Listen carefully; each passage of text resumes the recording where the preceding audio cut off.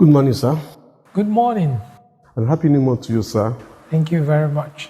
First and foremost, let me commiserate with you on the demise of one of your priests, late Olubunmi Adeyemi. I pray such a thing will never happen in our diocese again. Amen. That was quite an unfortunate event, but we thank God for the life he lived. He was somebody that was close to me in that he used to interpret for me when we go on missions.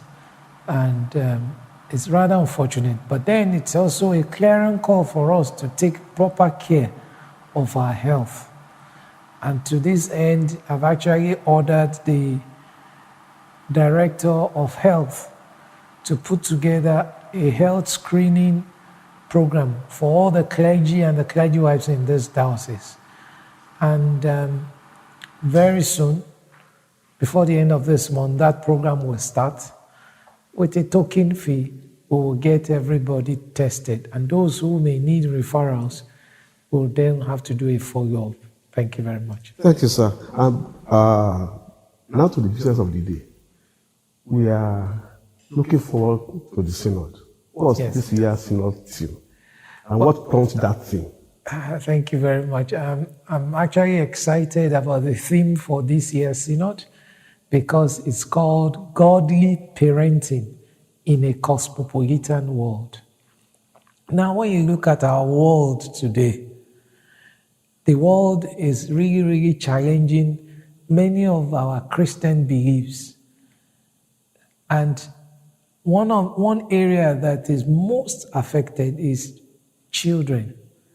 Raising up children nowadays is becoming a challenge. One, parents are much more busy than before.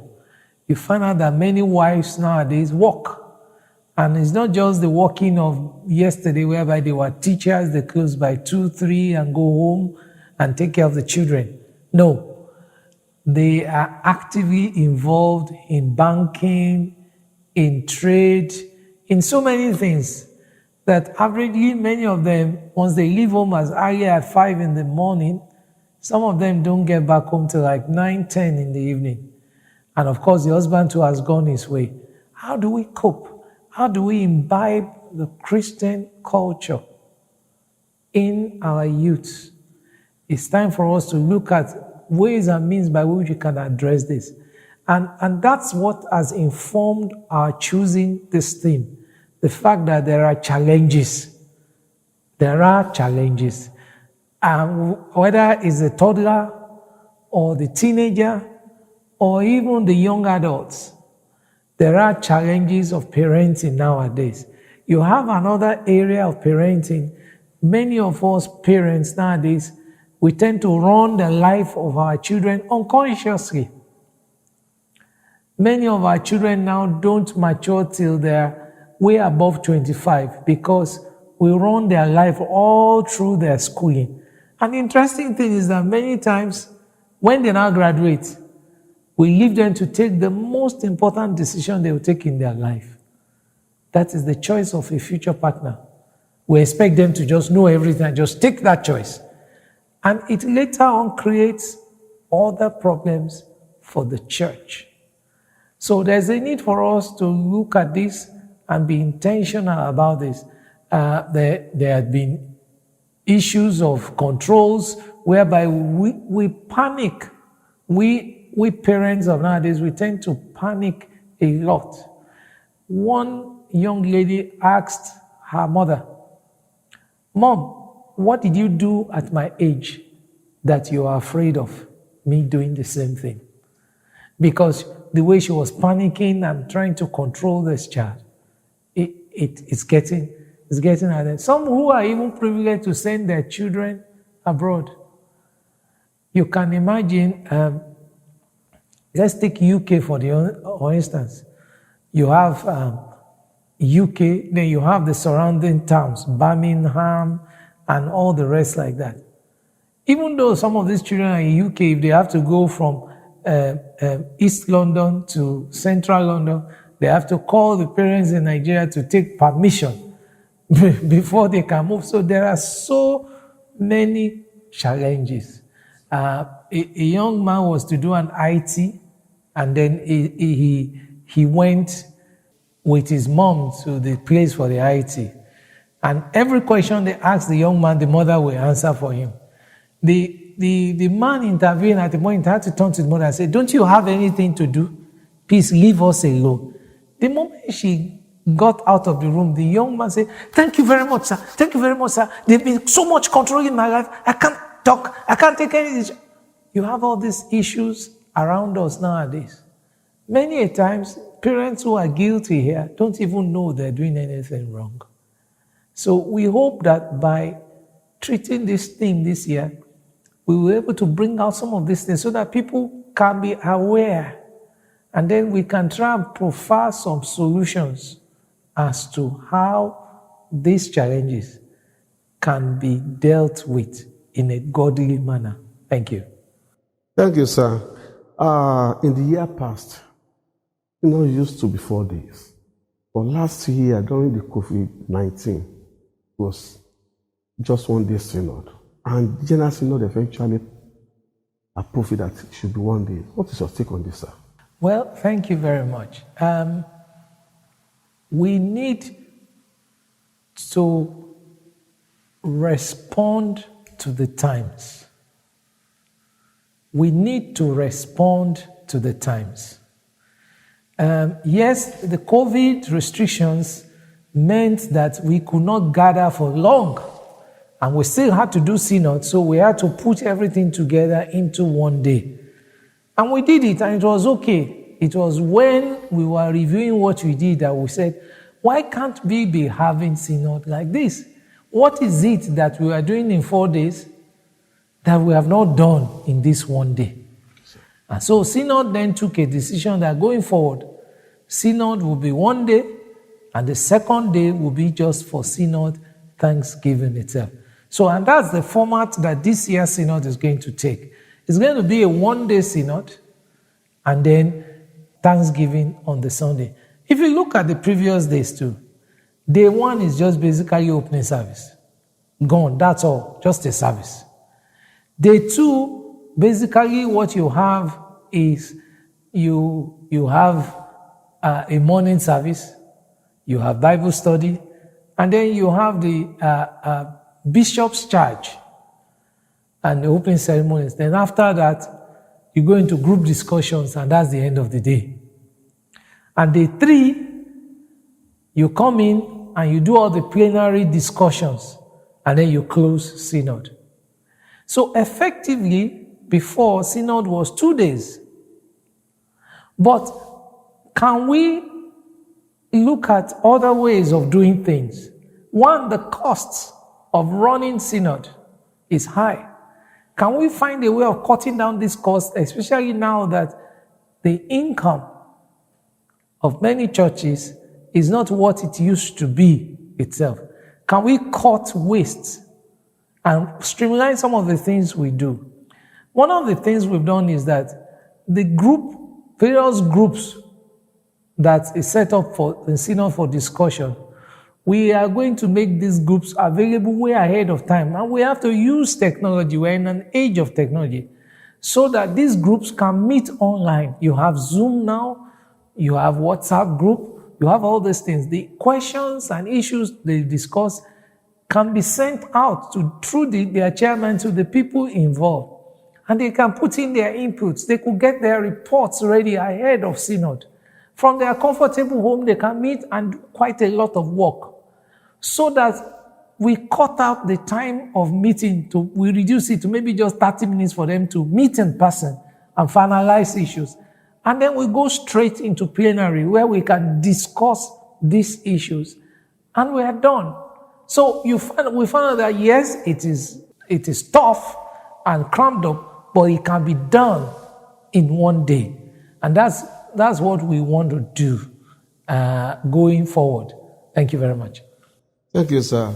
That leads to another question, sir. Since last year's synod, maybe any significant development in the diocese, physically and spiritually? There's quite a lot, and we want to thank God for that. In terms of physical development, it's more like a miracle what has taken place, because the Lord has been kind to us. With all the challenges of the COVID-19, one would have thought that it would be impossible to get anything done. But almost immediately after Synod, activities picked up again. We've been able to construct 2 vicarages.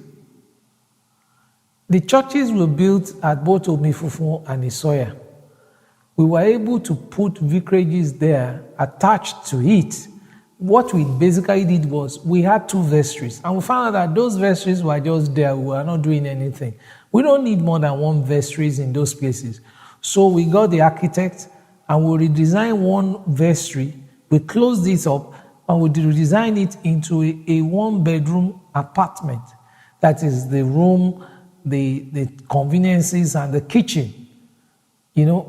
And that's what we've done. It even has like a parlor too, a small parlor to attach to it. Where most of the people we post to churches like this are young priests who are just starting life. So 1 room is relatively okay for them to start with. And so we did that because, again, we have to be conscious of funds. Building those vicarages was cost effective for us. So we attached it to the building like that. And that's what we did. We did that in Isoya with the little funds we have. And just as we were thinking of how we will do Omifufun, a member of this diocese in diaspora was talking with me, and I just said, "Oh, I'm planning to do this." And she said, "Oh, really?" He said, "You will hear from me." Barely 15 minutes from that, she sent the money. She asked me how much it's going to cost. I said, "Well, maybe about 2.5 million naira." And she sent the money to me immediately. It was a miracle. And so we embarked on the project too at Omifufun. One other thing that we added to those 2 places was boreholes. There's a problem of water in many of our rural settlements. Many of them, they suffer this water problem. During the dry seasons, water dries out from their shallow wells that they have. Water dries out. So having to get water, they have to go some kilometers to a stream to get water, which is not even hygienic. So we came up with the idea that starting with those 2 places, we will sink boreholes there. In a place like Isoya, for instance, that was the first one we sank. And when we commissioned the borehole, because the way we've done it, it is piped in for the vicarage, for the convenience of the vicar there. But then we put taps outside for the community. It's a community project. So the entire Isoya community that have not had water ever since, they all come there to fetch water. And they are full of praise and thanksgiving. It's also a form of evangelism, because through that, some of them have started coming to church, that this is what the church has given back to them. If you remember the first missionaries that came to Nigeria, when they came, they built schools, they did hospitals, and through that, they were able to draw people. So sometimes we need to rethink our method of evangelism. It is not always crusade, revivals, and outreaches.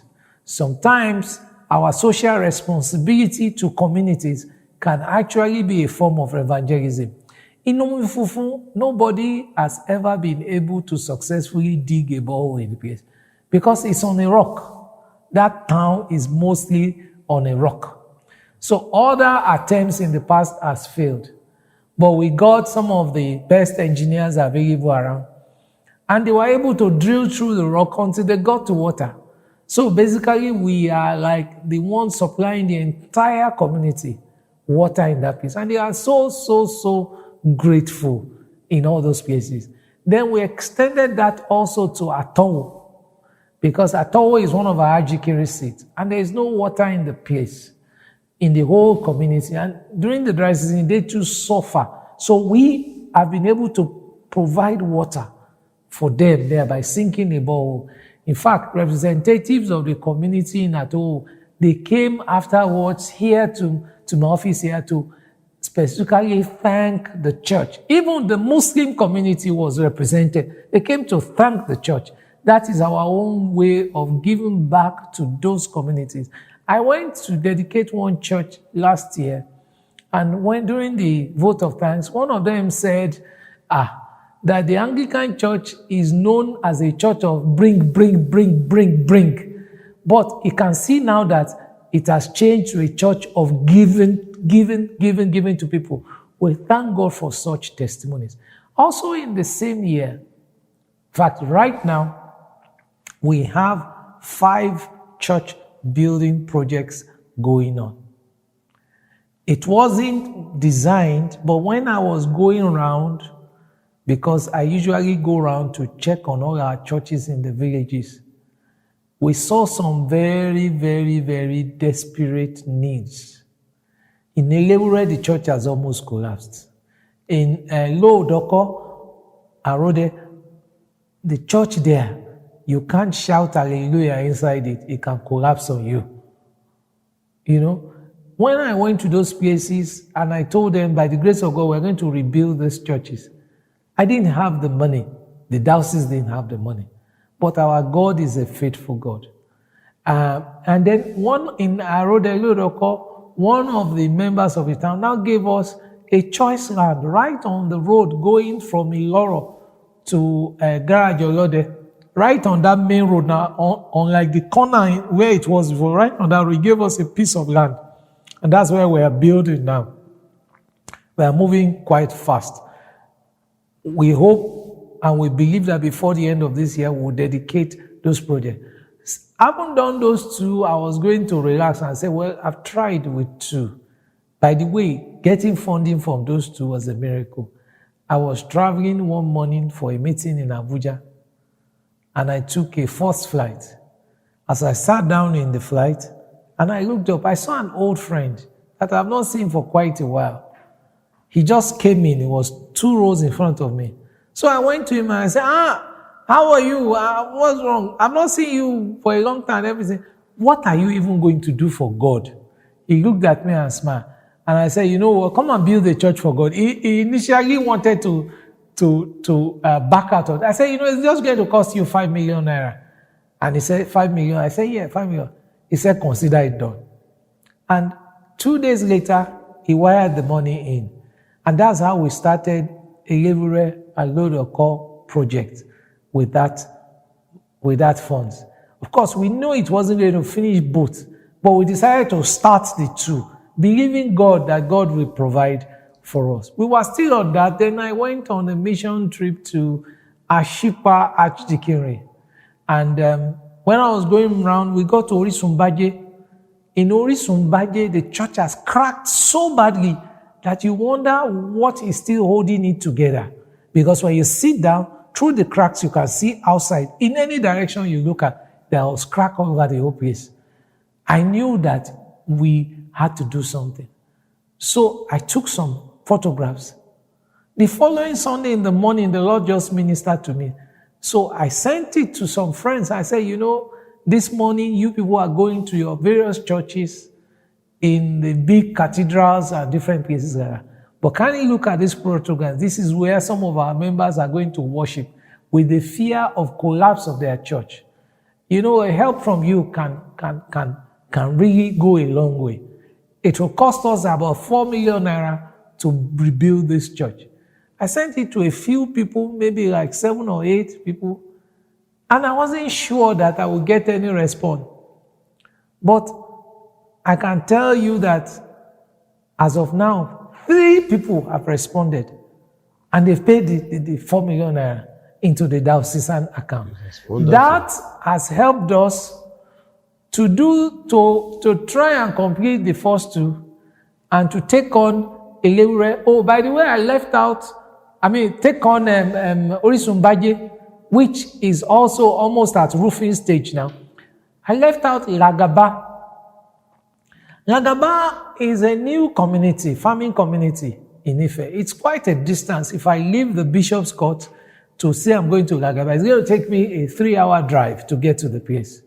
Lagaba is closer to Ijebubo than to Ife town here, but it's part of Ife farming settlement, because you know Ife is quite big. Ife has a lot of land itself.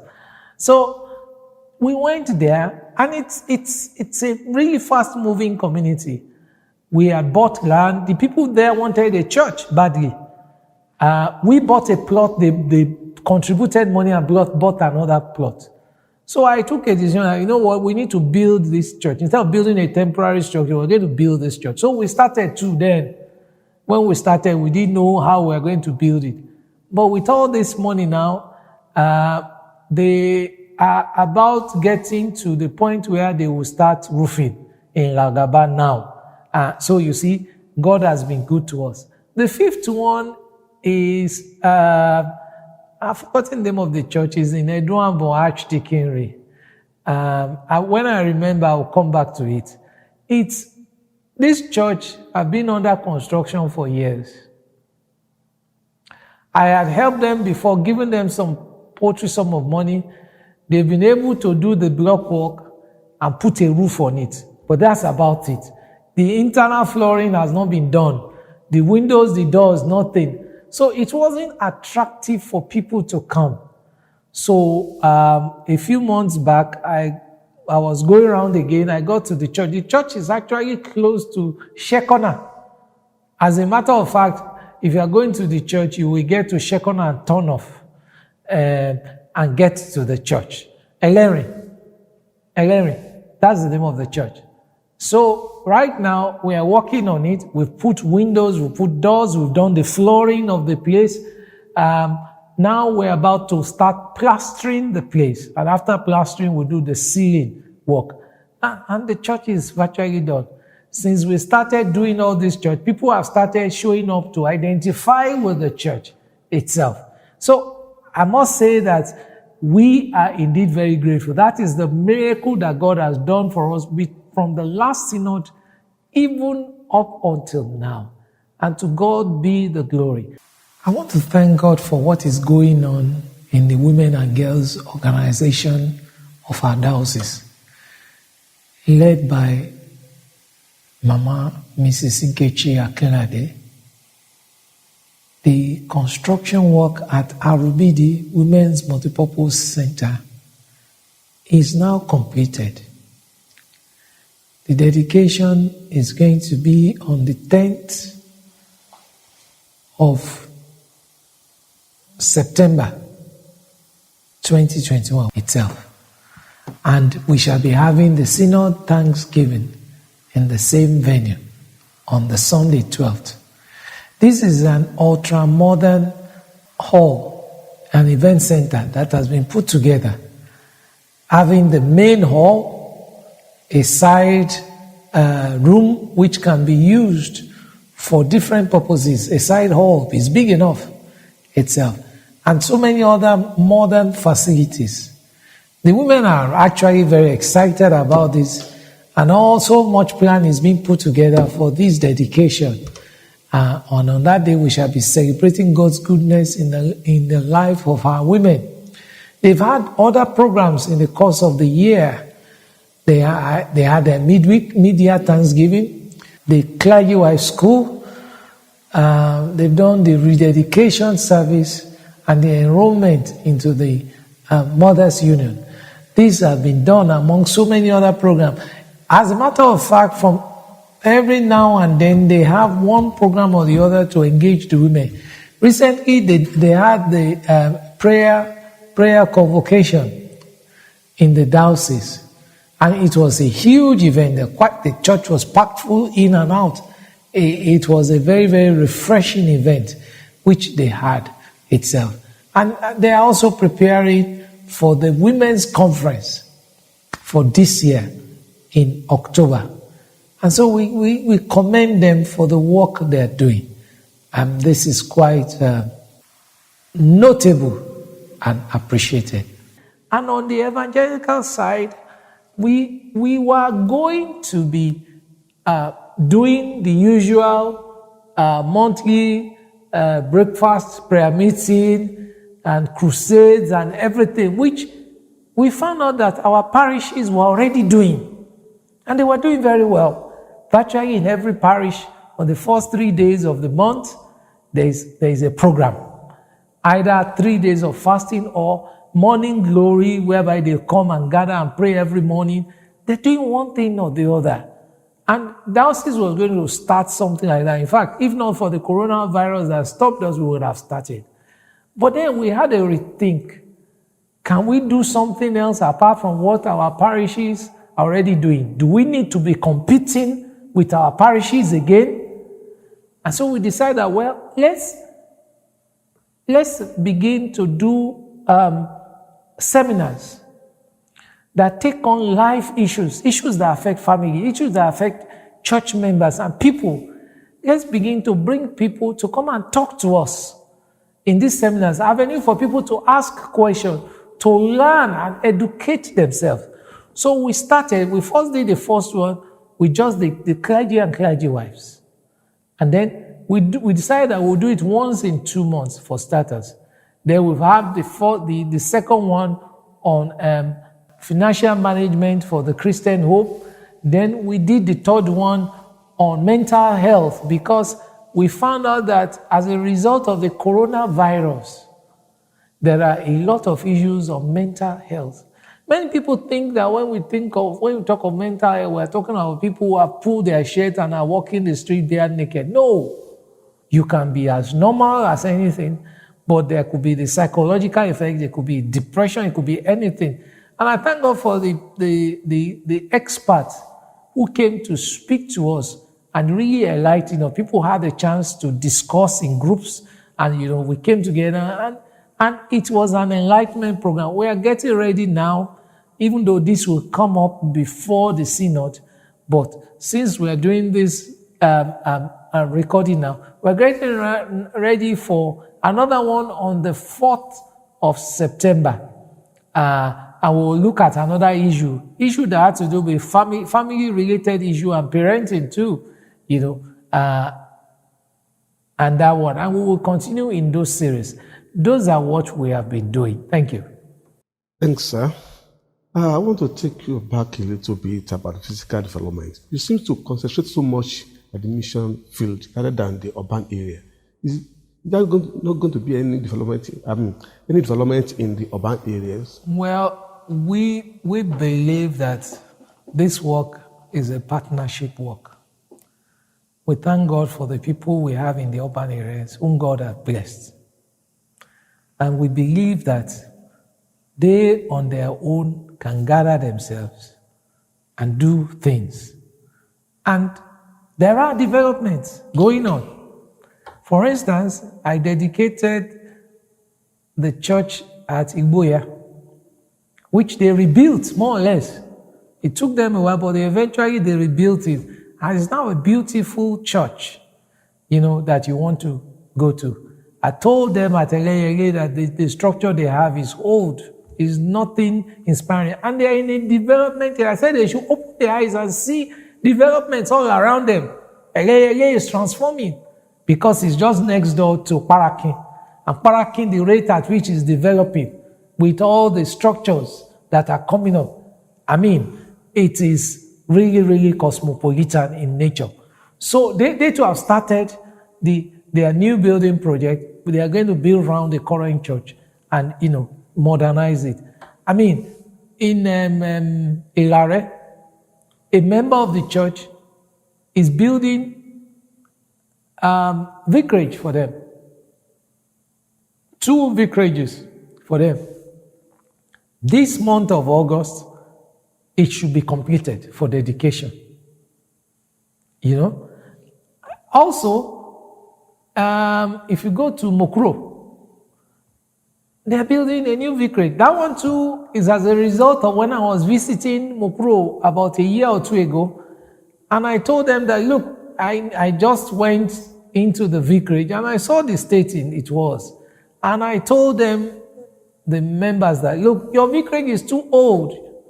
You need to do something about it. And a member volunteered that they would do something about it. And they're building a new one all together. And it has reached an advanced stage. We want to thank God for that. I was at Olubunmi, where I laid the foundation of the vicarage for the church. It's going on there. I will be going this month, by next week, to lay the foundation of the new church building for Isaac Makinde Church. So you have developments also going on within town. And also, we were able to start a new church within town in Upper area itself. So we are doing something, but we expect the people in town, with the privileges God has given them, they can talk to their sons and daughters who are all over the world, who are really, really, really blessed. They can do that for us. And let us concentrate on those rural areas that really have nothing. And we get help to also develop those areas. Thank you very much. Thank you, sir. Christian Men Fellowship, sir. It's your baby. What brought up that idea? And is there anything going on? Oh, a lot is going on. As you know, when I came, I made the observation that many of our men don't come to church again, both young and old. In our own days, in the choir, it consists mostly of men. But when you look around today, in many churches, virtually all the choristers are women. So, and then you look into the church, you don't see so many men. You even find out that some of them, they just come for their society meetings in churches that have societies, but they are no longer with us. They've gone. When you drive around on Sunday, you see almost every available space. You see young men playing football on the field there. Even some of our young men who are in our brigades and co., you see them in church on Sundays, but they are not inside the church. They are in church, but not inside the church. How do we address this issue? That was how we came about the idea of men's fellowship. But when we were doing the planning, we noticed a general defect with men's fellowship everywhere, not only in Ife. And the defect is that there is no curricula. Hardly will you find books and things like that they can be using for their fellowship, like the women have. If you look at the structure of the women in our church, it's well structured. Every year they produce a handbook, both for the Girls Guild, the Ladies Guild, the Mothers Union, and Women's Guild. So from birth to grandmother, and you go to meet the Lord, there are things, there are ways by which they engage themselves. They know what they will do on weekly or monthly basis. They have activities, they have everything. No wonder we have many women in our churches. But the men are not there, because if we are going to be sincere with ourselves, apart from Sunday service, what else do we have that are for men? Virtually nothing. And so when we discovered that there is no curricula, we decided to take the bull by the horn and do the hard work that we are going to write curricula. We've divided them into various age groups, because again, we found out that you can't put a 10-year-old boy with a 40 or 50-year-old man to be talking. It doesn't make any sense. So we carefully looked at the age groups and we grouped them into various age groups itself. So, and we had to develop manual for each age group, because the interest of this group is different from the interest of that group. The things they need to know, the activities they need to do, and it's not all Bible study. Some of them are just fun time and play time. Some of them are group discussions. Some of them are outings. Things that will bring men together. So right now, we finished the curriculum. It took us almost a year to develop it. It's been typed out. We're about to go to printing. We're doing the final editing for it to go to printing. We've even just completed the interpretation to Yoruba of the ones for the elderly people, because we look at it that a young child today, 25 and below, would definitely understand English. So there's no point in time translating such to Yoruba. But the more elderly ones, we translated it to Yoruba so that we have both the English and the Yoruba that they can use together itself. So that's the way we've done it. And we've also constituted what we call the Diocesan Coordinating Committee. I inaugurated them last month, which is the expanded body. Initially, I put a 3-man committee together of a chairman, a secretary, and a chaplain. But now with the Diocesan Coordinating Committee, it's another set of 3 people from each archdeaconry coming together to join force with these people to plan this program. We are looking at doing the formal inauguration in December by the grace of God. So you see, a lot of work is going on the ground. Interestingly, Church of Nigeria too is gearing up for men's fellowship. They have a national coordinator. They're encouraging dioceses to start it. In fact, our theme of 3 were in Lagos, not very recently, for a training workshop still on men's fellowship itself. So we pray that when this finally kicks off, it would it will achieve its intention. That is what we hope. So be on the lookout. Very soon, men's fellowship will kick up in the diocese, and we hope the men will go there and take advantage of this. We just want to get them to blend together. And I told the priest, it is not for you to hijack the men's fellowship. Let the men meet. Let them do their things themselves. They may invite you once in a while to come and talk to them, yes. But I don't expect you to be the one driving men's fellowship in your parish. No. Let the men drive it. That's the only way it's going to work. Because the moment you take over, they will just fold their hands and they're waiting for you to give instruction. But with all those coordinators, because we've appointed parish coordinators and archdeaconry coordinators, they are all there.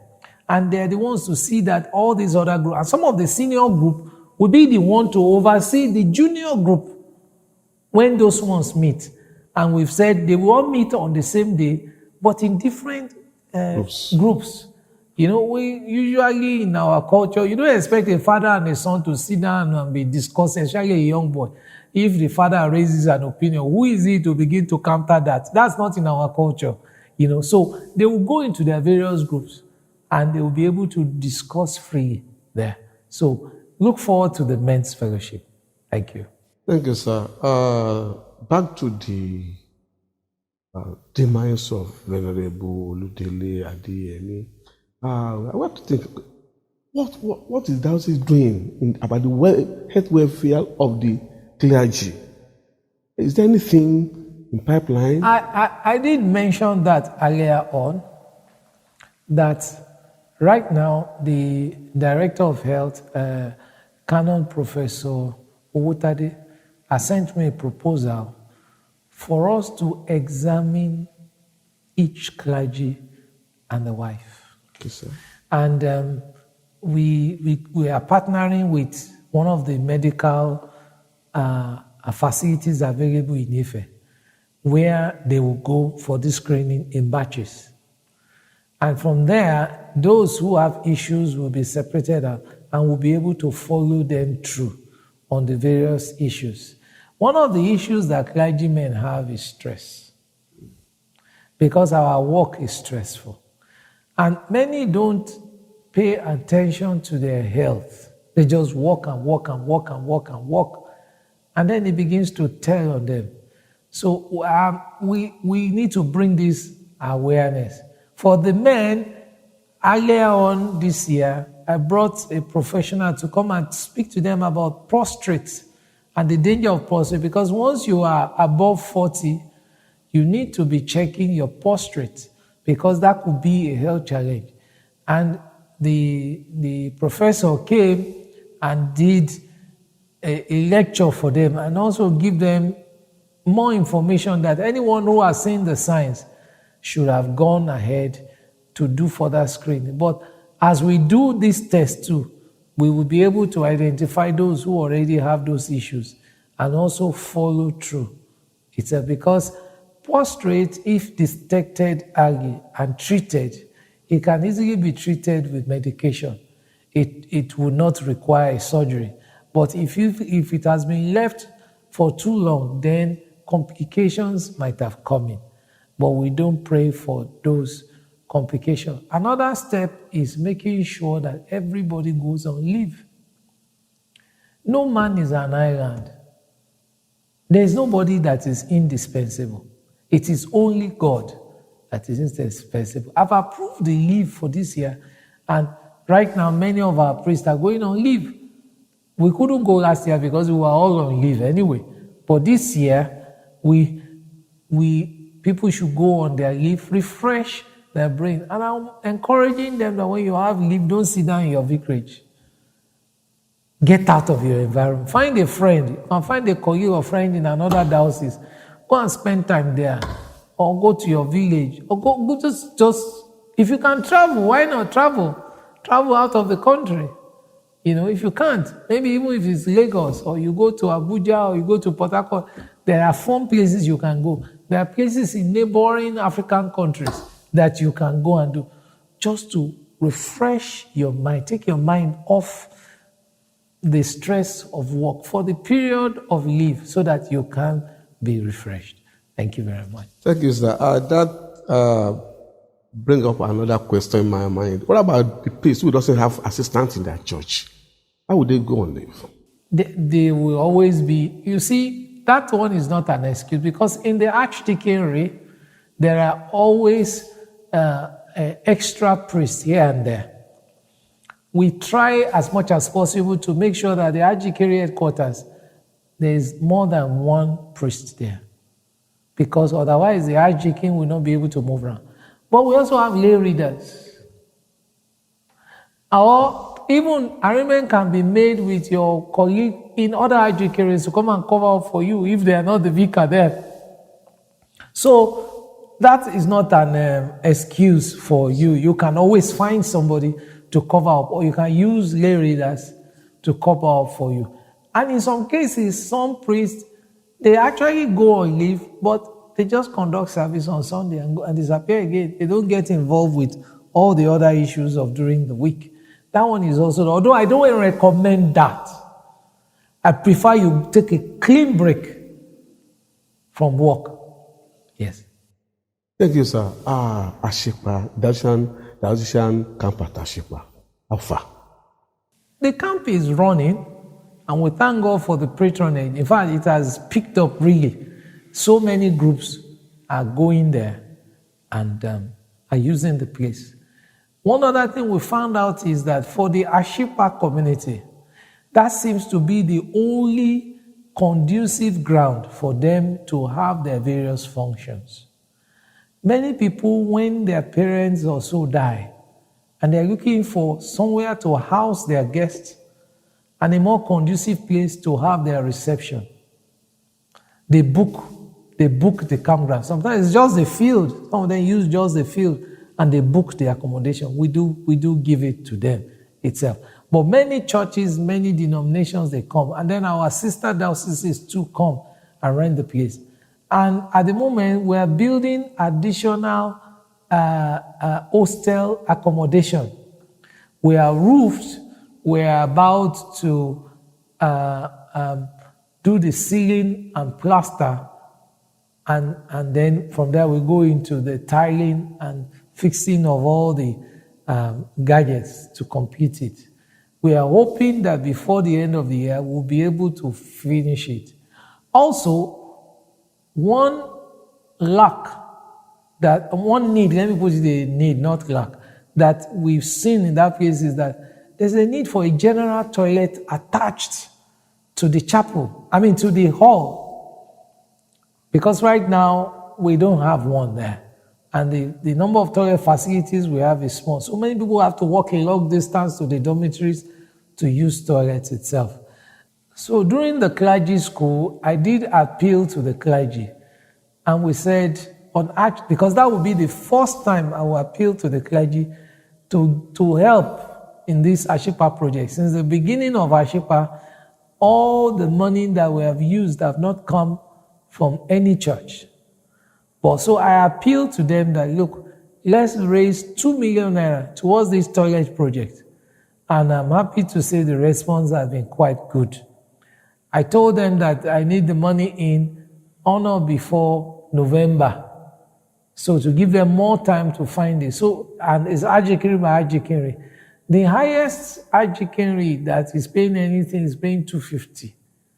Most of the Ajikere, some are even paying as low as 40,000, 30,000, because those in the rural area and everything like that. But you see, for them to pay that amount is not a problem, because some of them have close to 20, 25 churches under them. So you find out that might just be a 1,000 naira or 2,000 naira per church in terms of levy. So it's not, even those who pay 250, the Achikeri Eleyele that pay 250 has like 9 churches. And these are even very, very strong churches. That 25,000 naira is not a problem for them at all. So it's very convenient. It's we are not building a 5-star hotel. We're just building a basic, decent toilet for both men and women. So those are the developments that are there. We are managing the place. Recently, they told me, just before we went for clergy school, they told me that they are having challenges with the borehole that we had there. The depth was not deep enough. So during the dry season, it's short of water. And there were some water challenges. So I said, no, we can't afford that here. So we sank a whole new bank borehole that had a much, much deeper depth itself. And I said, when it is time, I'm going to take out the one that we had before and take it to one of our rural communities and go and reinstall it there. They will need it. We don't need to there. We don't need to there. The one we've just done is very good. So they would appreciate it more. So hopefully before the end of the year, we will lose that one and take it to another community where they would very much appreciate it. Thank you very much. Thank you, sir. Any reports on Divine Royal College? Yes. Divine Royal College is moving on, though slowly, but it's moving on. Now we have the laboratories, and they've been equipped to a point.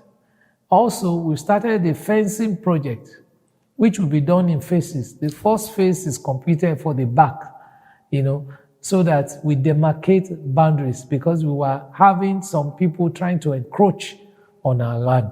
So we continue to do that one. And then we did the membership drive, whereby we told churches to sponsor students to the school. Very soon, I will be visiting the school to do an on-the-spot assessment of the place. And we were able to review the stipends of the teachers earlier on in the year. And now we are able to give them an annual subvention in addition to money they realize from school fees, just to get the school going. We have plans to develop the school further itself. And I believe by the time we fence it fully, it will give people more confidence, because I was made to understand that people ran away from there because they were afraid of communal clash that may happen. There were some incidents in the past, and some people threatened, so people decided that they are not going to take their children there. But you find out that schools usually step out of town to build. Hopefully, in the near future, we'll be able to build boarding facilities for the place, so that the stress of going and coming will be reduced. We'll get to that, but for now, no, everything is day student. And we've provided 2 buses for them, which they use to commit the student to and fro. So it's coming up gradually. Thank you, sir. There's one question I want to throw to you. Can you please enlighten, especially the latest, missionary pew? Oh yes, I've included this subject in my charge for this year. And the importance of it? Yes. In our system, there is a pew that is reserved for the clergy wives and visiting priests and and even bishops' wife or bishops in front where they sit. And that is called the missionary pew. It's very, very important that the clergy wife, the wife of the vicar, sits right in front, because she's the eye of the vicar in the church she can have a close proximity where she can have an eye contact with her husband. If there's something that has missed his attention, she can quickly signal to him and, get it down. Apart from that, it's even a thing of honor and dignity. We should honor our wives. I remember once joking here, I was asking some group of priests, how will it be if we allow our wives to sit with us in the chancel? The reaction was like, don't go there. Don't go there. But you see, the seat that is reserved for them, we give it out sometimes to other people. No, that is not right. Just the same way that nobody will come and sit on a priest seat, no matter the dignitary that comes into the service. They will never sit on the seat of the vicar or of the priest. Nobody, even if the president comes, nobody is going to usher him to come and sit on the vicar's seat because he's president. So why should they go and sit on the vicar's wife's seat?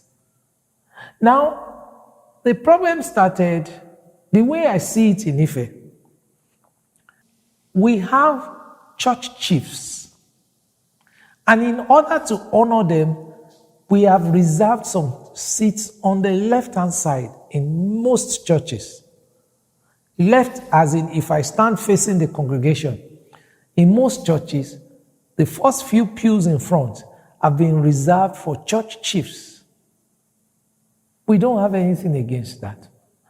But then we use the first pew on the right in Ife as a missionary pew. Now, the issue comes up when a family comes for, say, funeral. We don't allow them to sit on the seat for the church chiefs. But they feel entitled to take over the missionary pew. I think something is wrong there. So I've issued a directive that the missionary pew should be well demarcated, and under no circumstance should anybody other than a clergy wife or a clergyman sit on that seat.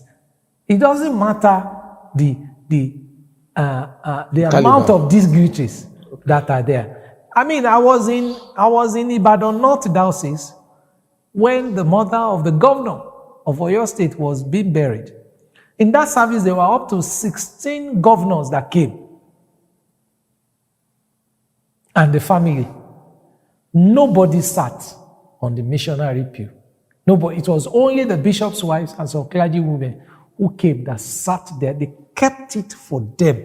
The governor sat on another side. All the governors were put to the side. It rose there itself. So let's maintain our dignity, especially for our wives. Let the respect be done.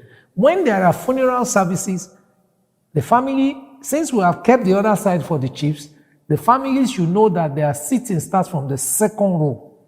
And I said it must be demarcated. There have been instances where I've been to funeral services with my wife, and she's been asked to go and sit somewhere at the back because the family wants to sit on the missionary pew. They feel entitled that is their own. It is not right. Thank you. Thank you, sir. You make mention of the chiefs now, and that led me to another question. Between the chiefs in the church and the PCC, who are the group empowered to take control of the church? Now, you are trying to put words in my mouth, but I will answer you. You see, this is a church that is governed by a constitution. We have a constitution. And when you look into our constitution, honestly, there is no role for church chiefs. It is an honorary title.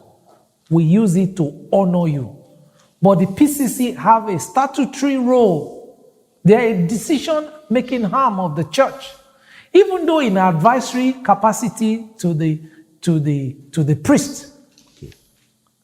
So the PCC is above any group in the church.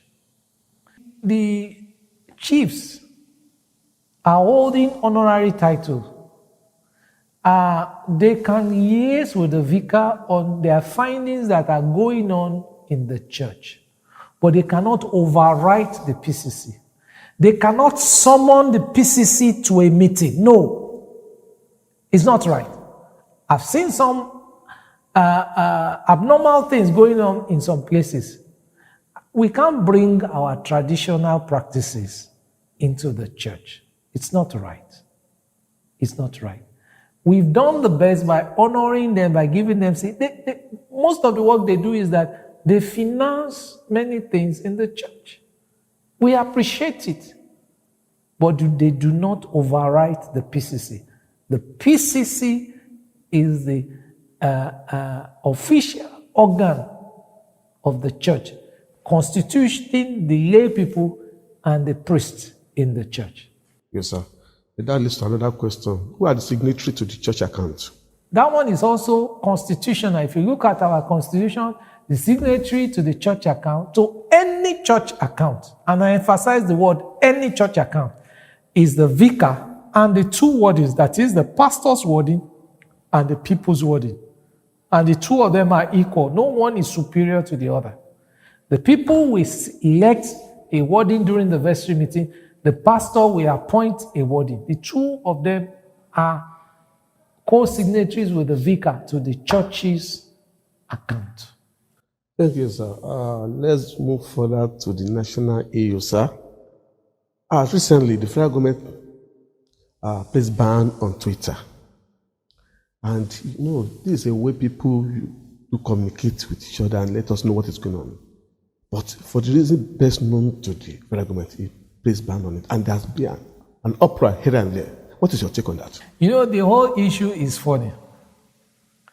Why it is funny to me is that the instruction banning Twitter was sent on Twitter to people. I mean, it just makes me laugh. It makes me laugh. The whole Twitter issue, it looks like an ego issue. Our ego was bruised, and we decided to react quickly without thinking it through. I think it's about time that government lifts this ban, because the ban itself is not effective. Even some government officials have set up VPNs in order to continue using Twitter. So it really doesn't matter. I mean, Twitter is an international organization. We can't control them. We can't control them.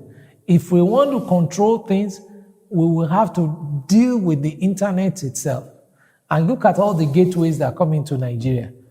We can begin to set up filters from there, but it's a difficult thing to do. So I will appeal to government to let it be and let it go itself. Twitter has its rules. When you say certain things that is against its rules, you'll be cut off. If they can cut off the former president of the United States of America, who is it that they can't cut off? Recently, one of the major social media platforms, maybe YouTube, cut off a whole big news media in Australia for spreading a wrong information on COVID-19. So, I mean, it's not sentimental, it's not personal. They're just doing their job. Because social media is being misused worldwide. So before, nobody cares. But since the damage is becoming very obvious, it can set a whole country on fire. Many people have been killed because of misinformation. So people have put pressure on this organization to begin to check what is being spread there and to find a means of disciplining those who spread false information. And that is how come all these things came about itself. Thank you, sir. On security. Recently, there has been a rampage, an increase in the kidnapping of school children, especially those in boarding houses, especially the Christian schools. And they are demanding hundreds of millions before they can release these children. What do you think is going on? You see, once you encourage impunity, it never stops. I mean, if I carry gun and I can gather some few people and I make hundreds of millions without doing anything, do you think I will stop? I will continue. And other people too will join.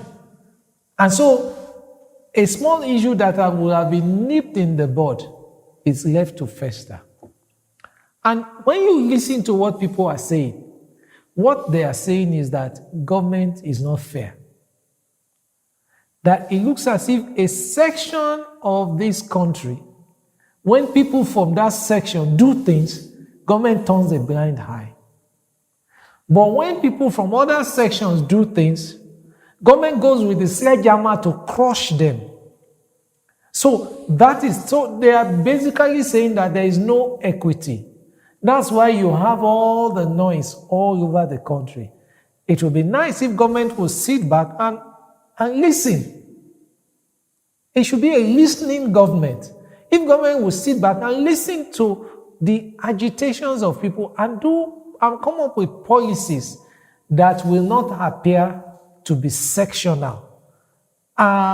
It's unfortunate, all these kidnappings that are going on, especially in Kaduna State and then in Zamfara too. Those are the two hot spots itself. And it looks as if some people are just deliberately wanting to discredit the government in these areas itself. I so much believe in our security forces. If you allow them to do their job, they are professional enough, they can work. And then these things can be copped. But we need to allow those who know about this thing to do the job itself. Look, there are all sorts of gadgets to track these people. Even if your phone is switched off, they can track it wherever it is. Our police have this equipment. They have it. When they want to use it, they use it. If it is a high-powered person that is kidnapped, you see the swift response to getting the person out. So they can. But is the will there to do all these things? It will be most unfortunate for us to hear one day that some of those who are in this kidnapping are actually government officials. But we can't rule it out. For as long as money is there, all sorts of things will be seen. For us as the church, what we need to do is to pray and to do a lot of enlightenment for our members. Look, this last Sunday in Kaduna, churches had to quickly close because they had information that bandits were coming. So they rushed service and closed and dispersed before bandits would go and pick them up inside the church. Can you imagine that? In the house of God, they have the infantry to want to go and kidnap people in the house of God. This is not normal and it's not fair. And then when things like this happen, you begin to wonder, do we really have a government? What is government doing? Maybe it's time we review some of these issues itself. There are those who are agitating for other things. Personally, I think we are better off as one Nigeria than as separate groups.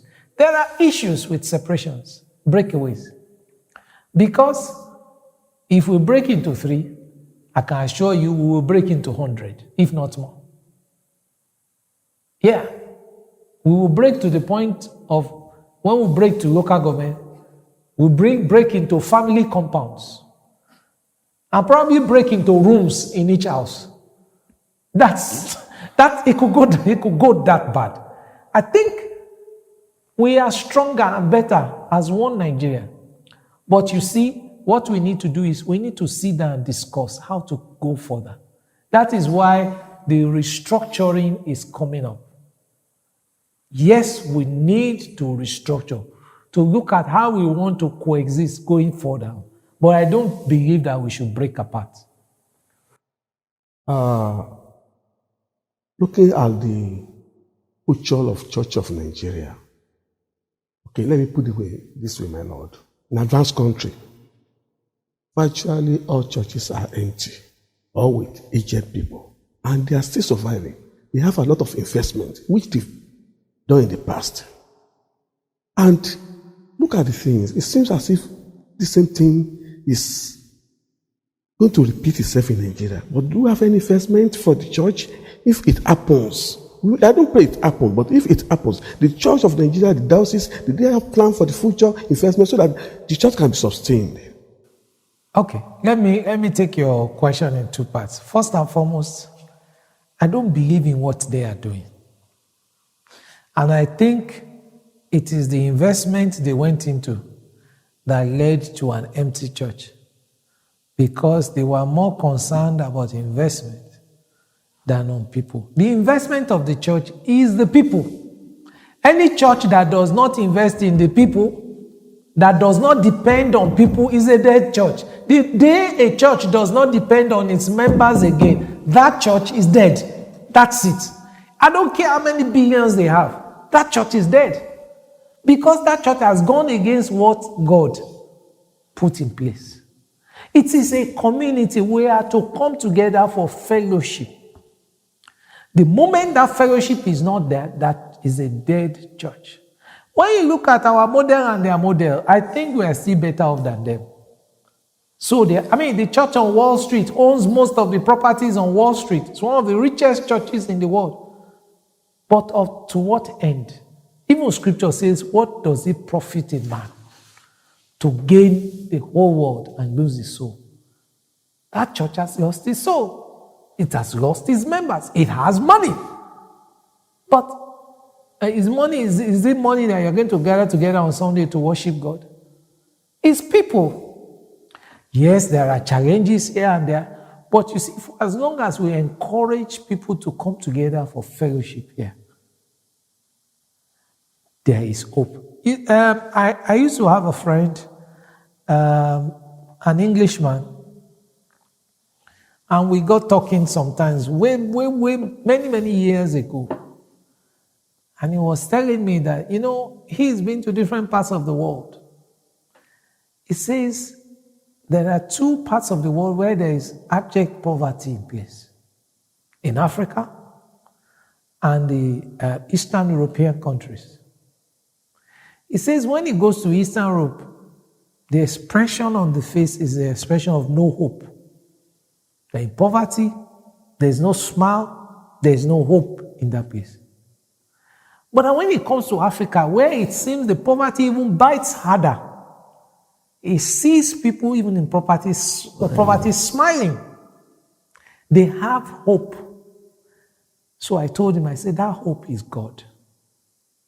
We believe in God. In fact, every African man or woman believes in God. Though some of them believe in some Eden God.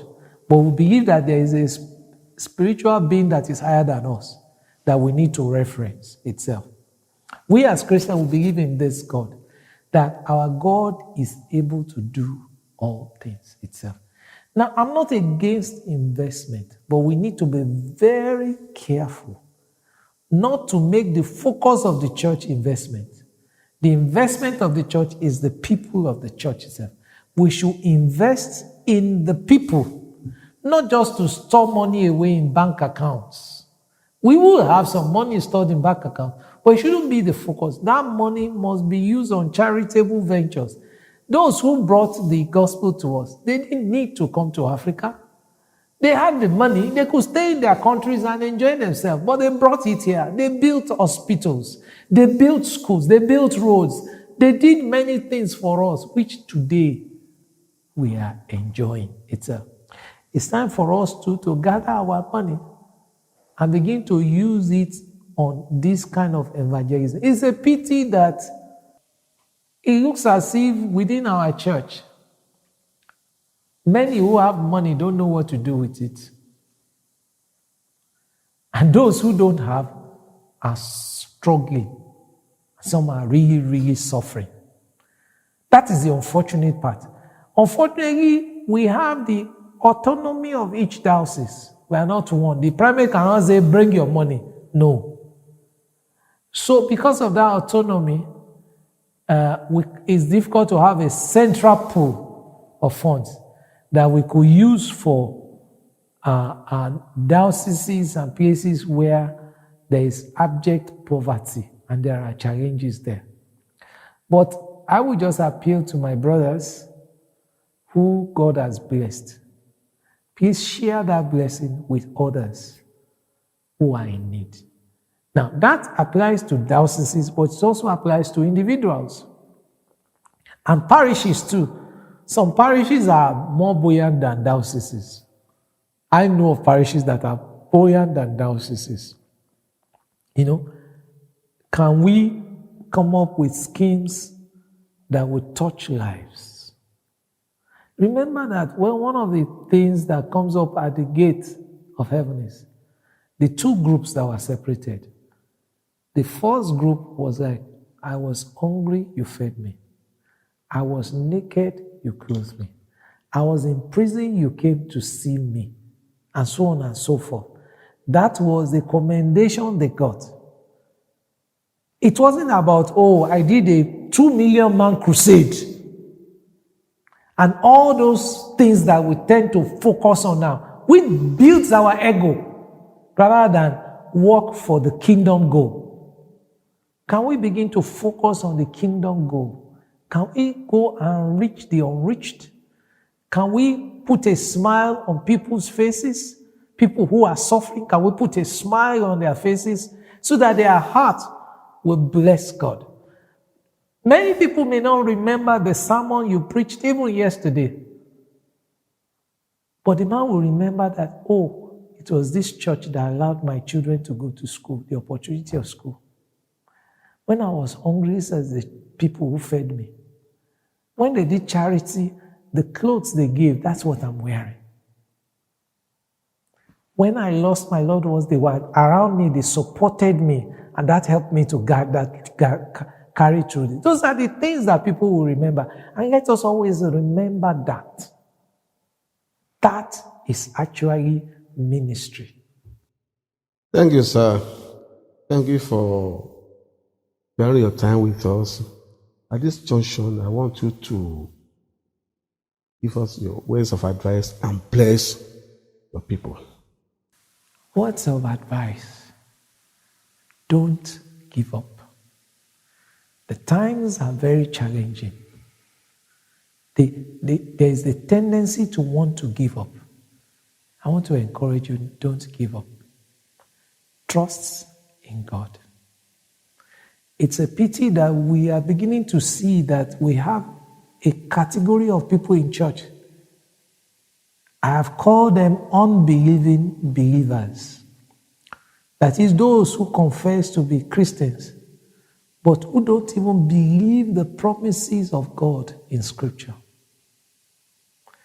When God says, I will make a way, they believe they have to make their own way. And so on and so forth like that. There's so many, even among those of us who are ministers of the gospel.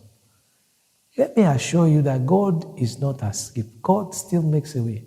God still prospers. God still heals. God still cares for us. He says, I know the thoughts I have for you. They are good thoughts to bring you to an expected end. There will always be challenges, which is why the Bible called you an overcomer. You can't be an overcomer if you don't overcome challenges. You like the name overcomer, but you don't want to overcome. Brother, sometimes you have to overcome. It calls you more than conqueror. There are battles you have to fight and conquer. But he has already given you assurance that you will conquer. Not only conquer, you will be more than a conqueror. So be prepared. When the challenges of life come, first thank God for the grace and face it, knowing that your God is able. Believe and trust in God. Don't give up. God will make a way for you.